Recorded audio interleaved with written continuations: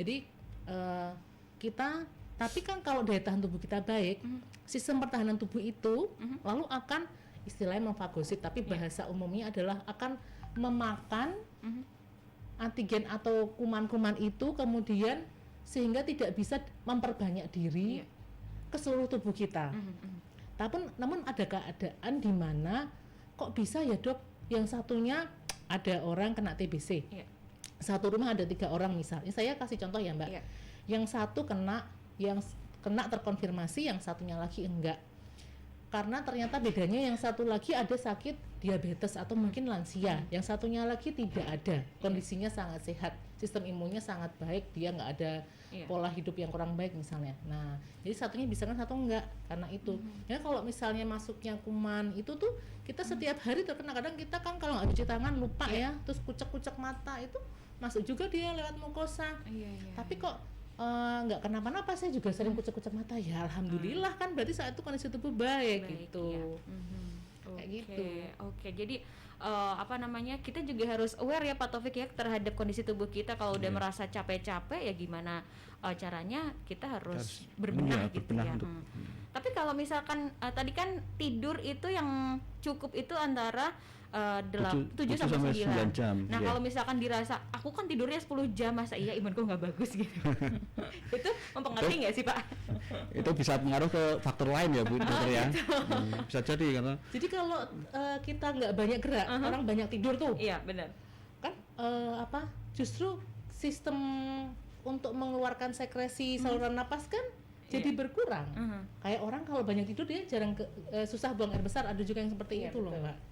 Ya kalau sudah misalnya habis operasi sesar, nah nanti kan ada latihan duduk sama jalan. Tujuannya supaya pencernaannya juga ikut berjalan dengan baik gitu. Oke, jadi justru malah tidur lebih lama yang diharapkan biar imunnya makin bagus itu justru tidak baik. Jadilah berkontribusi dengan rebahan gitu.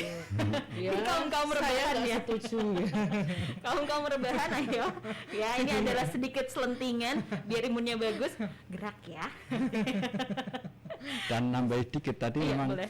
Salah satu tadi ya dokter dengan olahraga itu pun kan tidak makanya tidur kok nggak begitu cukup gitu kok gini. Tapi kita harus olahraga. Maka di olahraga itu kok perlu dilakukan untuk meningkatkan imun gitu.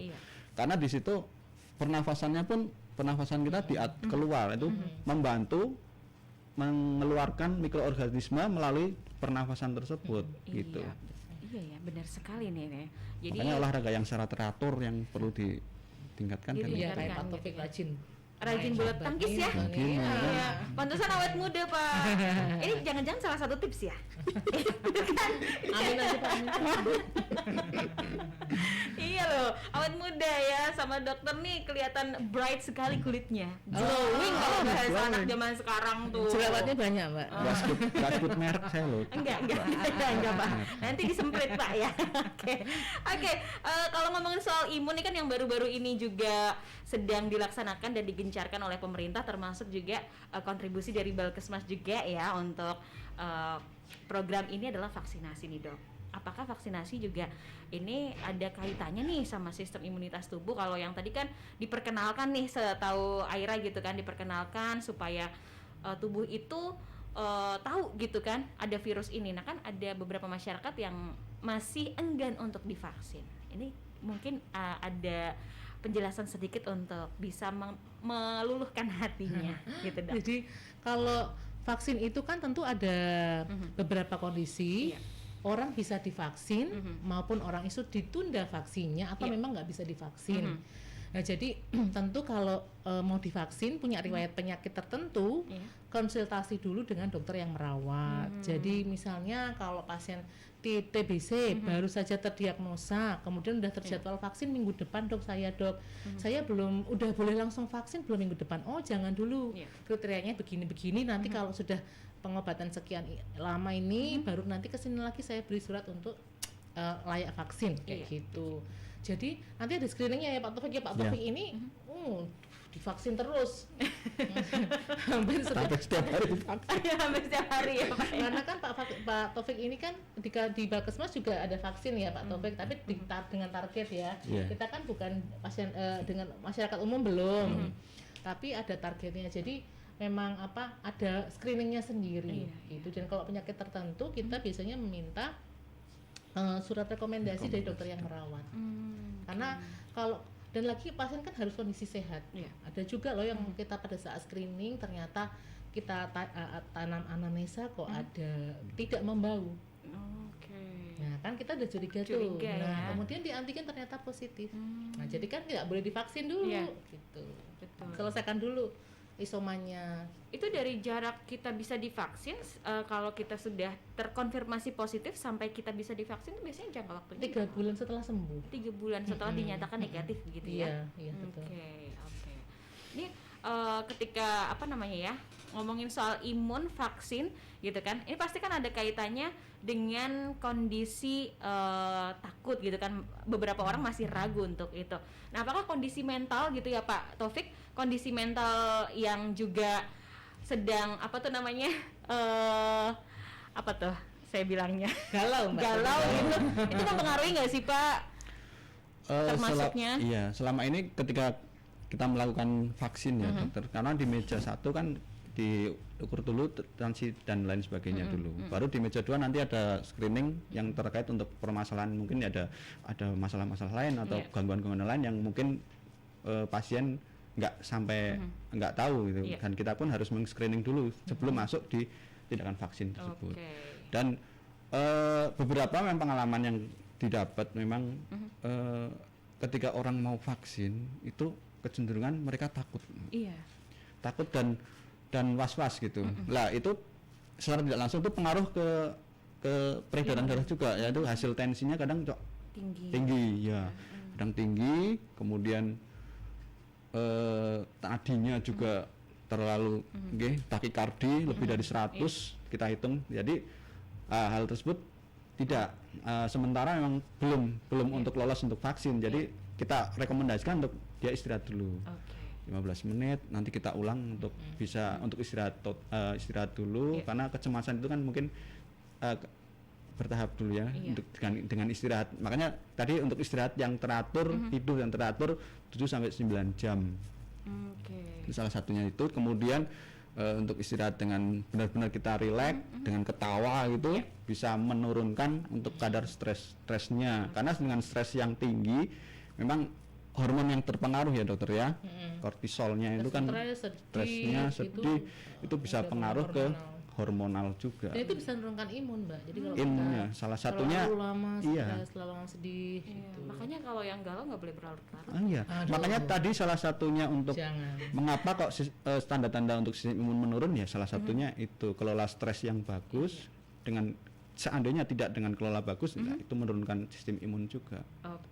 Serba-serbi imun terus juga kaitannya dengan vaksin sudah dibahas. Aira pengen tahu aktivitas apa aja sih yang bisa membuat kita tuh imunnya selalu bagus dan juga makanan apa saja yang perlu dikonsumsi di masa pandemi ini. Tapi ditahan dulu. Karena ada time out dulu ya Pak Taufik Hidayat ya. Oke, kita istirahat dulu sejenak Sobat Terima dan simak juga untuk talkshow kita sampai akhir. Jangan lupa untuk ikutan tanya-tanya gitu ya, karena nanti bakal dijawab semuanya sama Dokter Prima dan Pak Taufik Hidayat gitu ya. Oke deh, jangan kemana-mana, di sini aja di 87,6 Unima FM. Aira masih ditemenin dari narasumber Balkesmas ya di sini ya, yang pastinya masih ngomongin seputar menjaga imunitas tubuh di masa pandemi. Tadi udah dibahas seputar serba-serbinya imun dan juga apa aja sih tandanya ketika kita imunnya sedang lemah. Nah sekarang kalau imun kita lemah, apa yang harus dilakukan gitu? Aira mau kepo sama Pak Taufik Hidayat ya, untuk silakan diterima bola dari Aira untuk surfing. Ini kalau aktivitas dan juga makanan-makanan yang bisa meningkatkan imun itu rekomendasinya seperti apa nih Pak yang ideal gitu? Oh iya, makasih Mbak Ira. Iya. terkait dengan hal tersebut mungkin salah satu yang dapat kita lakukan tadi sudah di depan sebenarnya udah Pak udah mulai tersinggung ya. Yang satu itu kita olahraga tapi yang teratur dan rutin ya. Minimal ya 20 sampai 30 menit setiap hari. Itu jangan rutin dan teratur. Jadi salah satu hal tersebut bisa kita lakukan untuk meningkatkan imun kita. Karena memang dengan olahraga selain hobi, seneng, ada tadi disebutkan salah satunya dengan pengelolaan stres dan lain sebagainya dengan hobi yang kita lakukan salah satunya dengan olahraga. Kemudian yang kedua kelola stres. Ya kelola stres yang bagus. Kita lakukan mungkin dengan kita melakukan hobi, dengan jalan-jalan, kemudian atau seandainya kita punya kesenangan tanaman bunga, siram dan bisa kita lakukan di situ. Karena dengan kelola stres yang bagus, sistem imun kita juga akan meningkat ya. Hal tersebut salah satu dengan adanya itu memicu hormon-hormon, salah satunya hormon endorfin ya. Itu salah satu untuk meningkatkan sistem imun kita, untuk meningkatkan mood dan kita dan mengurangi stres yang kita alami itu. Kemudian ketawa jelas ya. Ketawa yang senang, yang sehat ya Pak ya, bukan ketawa-tawa sendiri ya. Ketawa sendiri itu itu salah satunya gitu dengan meningkatkan mood kita untuk kita lebih kelola stresnya dengan salah satu itu. Kemudian rokok Mbak, yang kebiasaan merokok berhenti untuk merokok. Karena walaupun itu ada perokok aktif, ada perokok pasif ya, itu juga tidak jauh beda. Jadi memang salah satu disebut kita mengurangi rokok untuk meningkatkan imun kita. Karena seandainya terlalu sering untuk meningkat rokok, salah satunya salah menurunkan imun. Itu. Kemudian mungkin itu ya Mbak, bisa nanti mungkin ada tambahan dari dokter. Untuk makanannya sendiri dulu Pak nih. Kalau makanan ya, kalau makanan itu sebenarnya banyak Mbak. Ada buah, sayur, banyak sekali. Orang-orang banyak konsumsi vitamin C ya dokter ya. Sampai stok di beberapa orang itu habis ya. Itu tidak. Jadi begini ya, ada juga ada batasannya. Jadi tidak perlu kita terlalu lama mengkonsumsi vitamin-vitamin tersebut gitu. Khawatirnya akan ada masalah pada organ tubuh yang menyaring vitamin tersebut di kemudian hari. Saya sih nggak berharapnya kayak gitu ya. Cuma memang kalau ada batasannya dan itu harus konsultasi dengan dokter. Kemudian apakah misal dengan ada pengukuran kadar level vitamin tertentu di tubuh kan ada itu. Kita bisa cari itu juga. Tapi kalau dari yang alami sendiri kayak vitamin C dan juga vitamin-vitamin yang lain itu yang paling disarankan dikonsumsi itu apa dok? Dari berarti bukan dari yang produksi pabrikan ya, berarti kan dari sehari-hari ya. Saya rasa kok yang berwarna ya Mbak ya, yang saya baca itu ya buah-buahan yang berwarna cerah, gitu itu baik. Jeruk juga baik. Kemudian sayur-sayuran, kecuali pada orang-orang yang ada masalah, misal asam urat ya Pak, ya. Kalau makanan tertentu kan dia nggak boleh, kayak apa tuh? Pete, jengkol yang dibikin rendang enak itu. Enak sekali. Ya, sebenarnya murah ya. Dan sekitar kita. Salah satu bayam itu kan juga kandungan antioksidannya kan tinggi. Iya, betul. Wortel, kemudian brokoli itu kan juga antioksidan tinggi dan kadang vitamin A-nya juga tinggi juga. Jadi nggak usah jauh-jauh dan berpikiran kayaknya makanan yang sehat itu mahal gitu. Enggak ya. Yang seharian aja untuk buah bisa ada pepaya, ada pisang gitu kan. Minimal 1 kali untuk kita bisa konsumsi di situ. Jadi nggak harus buah yang mahal kan. Betul. Ada di sekitar kita ya. Kalau ada penyakit tertentu, saran saya sih tetap konsultasi dulu dengan dokter yang merawat. Ini misalnya ada penyakit yang kalau kita makan buah tertentu akan meningkatkan satu kadar elektrolit yang berbahaya. Nah, itu kita konsultasi dulu misalnya kita rutin sebulan sekali biasanya pasien tuh. Kalau saya makan ini boleh nggak dok? Ada masalah nggak atau ada batasan berapa banyak saya boleh makan? Gitu. Iya, itu untuk dengan pasien sakit yang sakit ya. Tapi untuk yang sehat diharapkan aja. jangan pilih-pilih gitu ya dok ya. Kita namanya yang sehat ya. Kita juga sehat ya Pak ya. Terlihat Pak dari postur tubuh saya tidak pilih-pilih makan. Alhamdulillah. Alhamdulillah. Ya, oke deh. Ini juga sudah mulai ada yang bertanya nih dok, tapi nanti dulu aku mau apa ya namanya ya istilahnya jadi lupa nih terkesima Semesannya Pak Taufik Hidayat gitu ya. Nggak terima. Kalau misalkan udah makan secara teratur, terus juga istirahat secara teratur gitu, kira-kira apalagi sih yang bisa meningkatkan imun kita gitu, untuk kayak hiburan udah ada, terus juga kelola stres bagus. Nah ini misalkan tiba-tiba gitu ya, badan tuh kok rasanya kok gampang nggak sehat gitu, itu apa yang perlu dicurigai dokter atau Pak Taufik Hidayat nih? kalau olahraga ya Mbak, olahraga sebenarnya nggak perlu kita jauh-jauh pergi ke, bila kita tidak mempunyai waktu yang cukup untuk ke sana, itu kan di rumah bisa jalan muter sekitar rumah kan bisa ya. Kemudian berjemur, aktivasi vitamin D. Nah, kalau kita curiga ada sesuatu yang berbeda, tentu kan ada, misalnya kita bangun pagi biasanya nyaman sekali bangun, nggak ada pusing, kok ini kok rasanya badan berat atau linu-linu, atau kemudian tentu ada perubahan, atau yang tadinya misalnya BAB-nya biasa kemudian jadi diare misal, kemudian apalagi ada keluhan jadi ada batuk-batuk atau ada pilek, keadaan yang berbeda dari biasanya, itu kita patut curigai ada sesuatu yang salah gitu ya. Ada sesuatu yang nggak benar ya, yang salah ya Mbak ya dengan tubuh kita. Gitu. Oke, jadi memang belakangan ini sebenarnya nggak belakangan ini juga gitu, kita memang harus aware dengan kondisi tubuh kita ya dok ya. Oke, ini juga kerabat Unima sudah banyak yang tanya, tapi kita tahan dulu biar nanti kita baca-baca dulu pertanyaannya ya kerabat Unima ya. Sobat kamu yang sekarang belum tanya, sekarang juga karena abis ini bakal dijawab pertanyaan-pertanyaan kamu di 0811 2533 876. Talk Show bersama Balai Kesehatan Masyarakat Wilayah Magelang.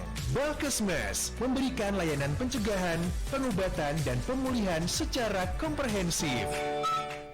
Serba-serbi seputar imunitas dan juga bagaimana cara menjaganya sudah dibahas. Sekarang saatnya Aira mau bacain pertanyaan kamu yang sudah masuk di 0811 2533 876. Dokter, nih ada yang tanya nih gimana, namanya Lia, umurnya 42 tahun. Saya tuh ibu 3 anak dan pekerja. Kalau pagi badan saya fit seharian, kerja oke lah. Begitu pulang rumah badan capek, puyeng. Kira-kira apa sih makanan yang bisa dikonsumsi gitu Pak Taufik Hidayat mungkin ya gitu, atau aktivitas yang perlu diubah gitu?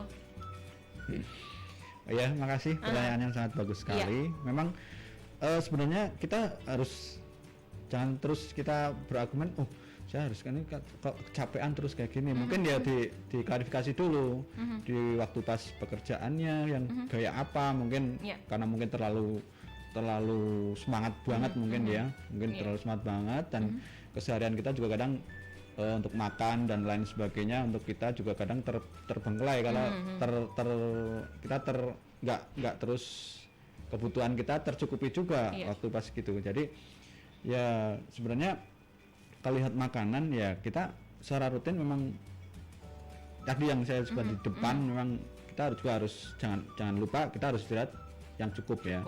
Yang pertama kita harus juga cukup, jadi kelola stres dengan baik, yaitu kita juga harus bisa mengendalikan stres kita, jangan terlalu kita terfokus juga sama kerjaan kita juga.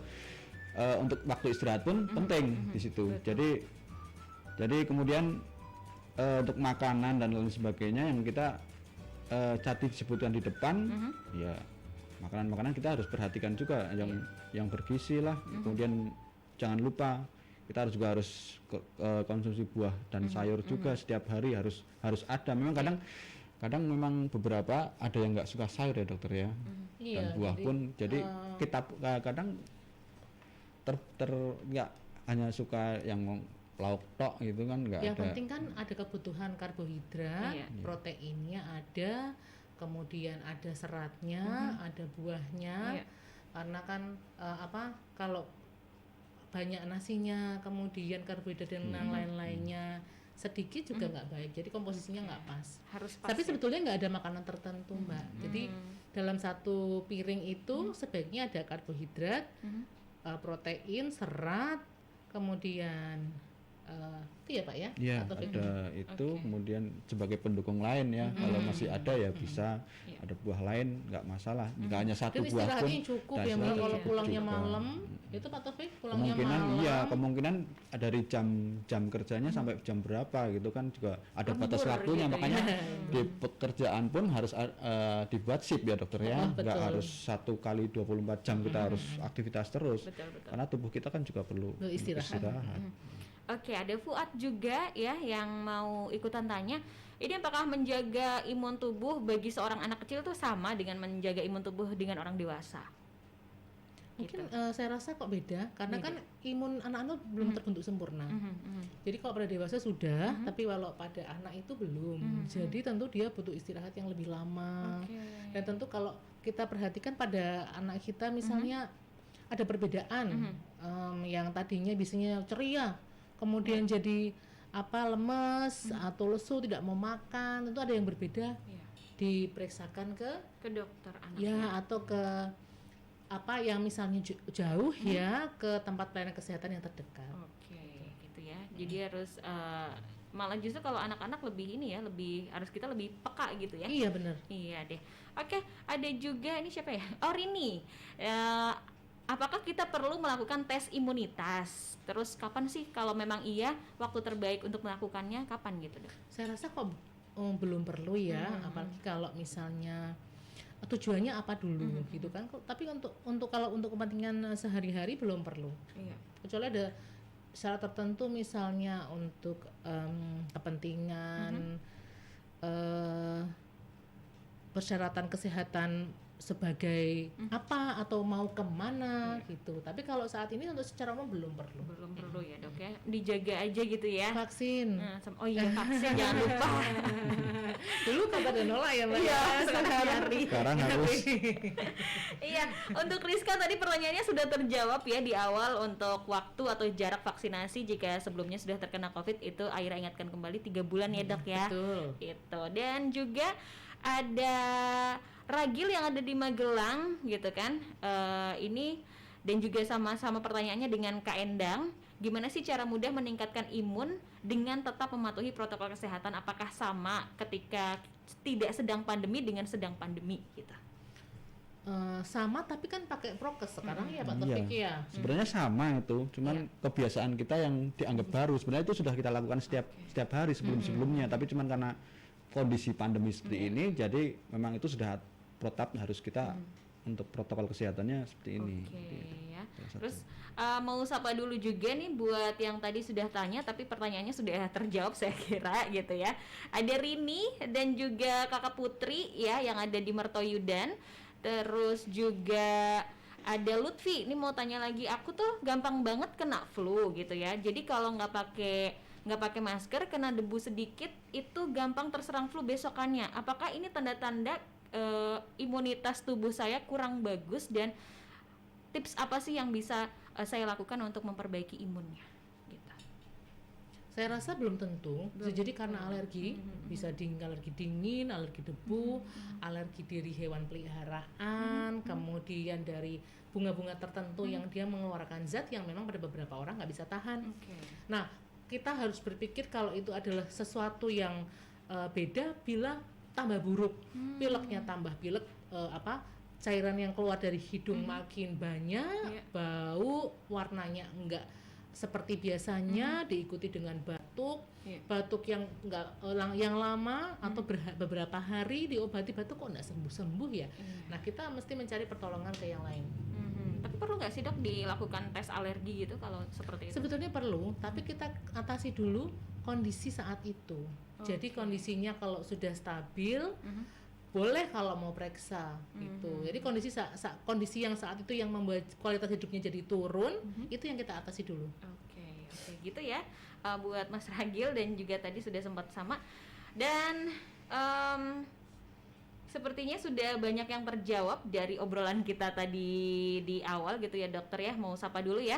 Buat Vina tadi, terus juga Ella ya, terima kasih sudah ikutan join. Pertanyaannya sudah terjawab di perbincangan kita, mudah-mudahan kamu sempat nyimak ya. Oke deh.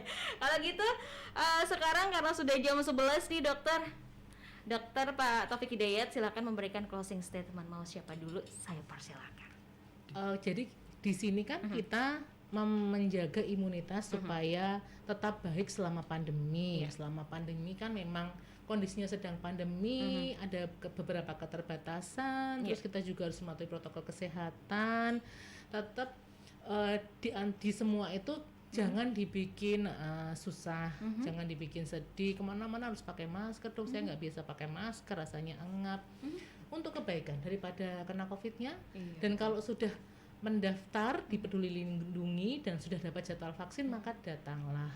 Sehingga, dan kalau 1 dosis aja sudah bisa masuk mall, Dok. Enggak, harus 2 dosis. Pada saat dosis kedua tetap datang untuk mendapatkan dosis kedua. Supaya nanti herd immunity yang kan sekarang banyak ngomong tuh, herd immunity bisa diharapkan segera terbentuk gitu. Jadi kalau supaya imunitasnya baik, ya istirahat yang cukup, kemudian makan makanan yang komposisinya baik, kemudian kelola stresnya, dan tentu kalau sudah dapat jadwal vaksin, tindak vaksin. Pak Taufik Hidayat mau menambahkan? Jadi selama pandemi tetap kita harus patuhi protokol kesehatan, jangan sampai kita kendor. Betul. Terus kita jangan lupa tetap kita untuk tetap meningkatkan imun kita. Salah satu tadi sudah dokter sampaikan, dengan olahraga yang teratur, kemudian makan makanan bergizi, sayur dan buah jangan lupa. Kemudian olahraga, istirahat juga harus cukup. Kemudian terus kita gembira dan selalu bersyukur pada Yang Maha Kuasa, itu aja. Terima kasih sekali nih sudah hadir di Unima FM untuk Dr. Prima Kartika Sari atas kesempatan yang diberikan kepada kami dan dari Balkesmas Magelang, semoga bermanfaat. Terima kasih juga untuk Pak Taufik Hidayat, Eskep Nurse gitu ya, untuk share ilmunya, dan yang pastinya ini sangat bermanfaat sekali untuk masyarakat gitu, dan Balkesmas Magelang akan selalu hadir untuk Anda untuk memberikan pelayanan-pelayanan yang terbaik pastinya ya Pak ya, dan juga dokter. Kalau gitu Aira pamit, terima kasih untuk perhatian dari kerabat Unima gitu yang sudah tanya-tanya juga terima kasih. Jangan lupa untuk divaksin karena Aira juga sudah divaksin 2 dosis dan alhamdulillah masih sehat. Alhamdulillah akan terus sehat ya.